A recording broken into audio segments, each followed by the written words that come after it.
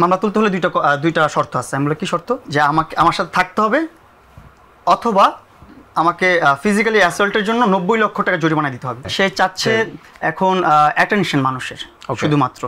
এই 1 বছরের মধ্যে ওর সাথে কোনো ধরনের কন্ট্রাক্ট কিন্তু আমার ছিল না, কথাবার্তা ছিল না, ওর সাথে কোনো সম্পর্ক ছিল না আমার, যে ও আমার এনিমি। আমি কিন্তু দুধ দিয়ে উসুল করছি যে আমার কাছে যাবো না জীবনে আর। শুধুমাত্র মামলাগুলো তোলার জন্য আমি সবগুলো প্রেসে, সবগুলো ভিডিওতে বলছি যে আমি শুধু মামলাগুলো তোলার জন্য মিউচুয়াল আন্ডারস্ট্যান্ডিং আসছি। আচ্ছা, সব জায়গায় বলছি। এখনো তো মামলাগুলো ওঠেনি। কারণ আমি যে স্টাম্প করিনি, আমি তো স্টুপিড।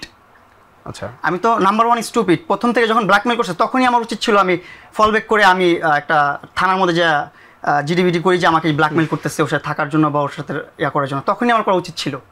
আচ্ছা, এই যে আপনার নামে এই ধরনের মামলা করে আপনাকে এই ধরনের আটকাতে চেয়ে একজন নারীর আসলে কি উদ্দেশ্য যে এগুলো সে করছে? এটা আমাদের বাংলাদেশে কি তার এই জায়গায় আমাদের বাংলাদেশে নারীদের জন্য খুব সুব্যবস্থা রেখেছেন আইনগুলো, অনেক ভালো ভালো ধারা রাখছে। যারা অবহেলিত নারী, যারা প্রতারণার শিকার হচ্ছে, যারা আসলে বিপদগ্রস্ত, তাদের জন্য আইনগুলো তৈরি করা হয়েছে। ওয়ালটন টেলিভিশন মাত্র 25,490 টাকায় পাচ্ছেন গুগল টিভি। কিন্তু এই আইনটা তো আর কোনো জায়গায় লেখা নাই যে সবাই ইউজ করতে পারে। এটা সবার জন্য। নারী শিশু, একটা শিশু চাইলে কি খুন করতে পারে? একটা নারী চাইলে তো খুন করতে পারে। নারী শিশুর মামলা দুইটা একসাথে হয় কীভাবে? ওনার আসলে এই মামলাগুলো আপনাকে দিয়ে তার প্রাপ্তিটা কি হবে? তার প্রাপ্তিটা আমি তো বলতে পারি না তার প্রাপ্তিটা কি। তার কি চাহিদা, সে কী চাচ্ছে সেটা বুঝতেছি না। প্রথম যখন মামলা করছে তখন আমাকে একটা মেসেজ দিছে, আমি আপনাকে স্ক্রিনশটটা দিব, আপনি যদি পারেন একটু সাইডে ইউজ করে দিন। ওকে। যেখানে ও বলতেছে তোমার নামে মামলা দুটো চলতেছে, মামলাটা দুইটা কাজ আছে। একটা হচ্ছে মামলা যেভাবে চলবে, আরেকটা হচ্ছে মামলা তোলার। মামলা তুলতে হলে দুইটা শর্ত আছে। আমি বলি কি শর্ত? ওইটা আমাদের একবারে বড়টা লিখে দিছে যে আমার সাথে থাকতে হবে, অথবা আমাকে ফিজিক্যালি অ্যাসল্টের জন্য 90 লক্ষ টাকা জরিমানা দিতে হবে। আচ্ছা, হ্যাঁ, এটা হচ্ছে একটা ফাঁদ।